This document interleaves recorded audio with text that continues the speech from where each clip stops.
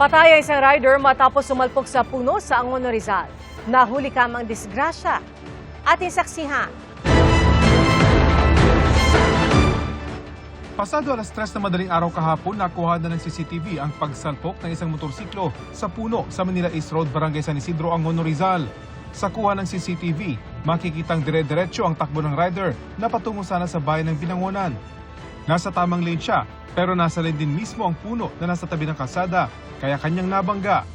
Tumilapon ng rider, pati ang kanyang helmet, kaya napuruhan siya sa ulo. Naisugod sa ospital ang biktima pero binawian din ng buhay. Nawasak naman ang unang bahagi ng motorsiklo at hindi na daw halos mapapakinabangan. Nadisgrasya naman ang isang truck na magdadala sana ng relief goods sa mga biktima ng lindol sa Jose Abad Santos, Davao Occidental.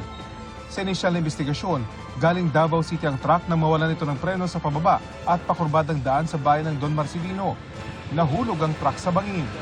Nagtamo ng sugat ang driver at ilang pasahero na agad namang isinugod sa ospital. Nabatid na inisyatibo ng ilang content creator ang pagdadala ng relief goods sa mga biktima ng lindol. Ako, si Rafi Tima, ang inyo saksi.